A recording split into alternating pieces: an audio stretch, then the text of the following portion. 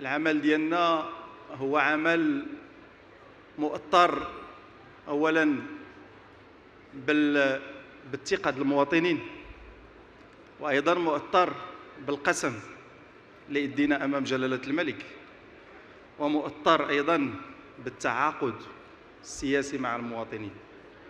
فلذلك هذه العناصر الثلاث هي مواثيق غليظه، وحنا كنعرفوا القيمه ديال الميثاق الغليظ اللي فيه المسؤوليه وفيه الاشتغال طبعا بكل ما نملكه من قدرات وبكل ما نملكه من جهد، وهذا هو اللي كيوقع.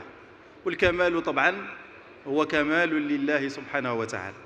فالعمل دائما كان عمل في هذا الاطار هذا، هو اننا نستمروا في اداء الرساله بهذا الافق وبهذا النفس. وطبعا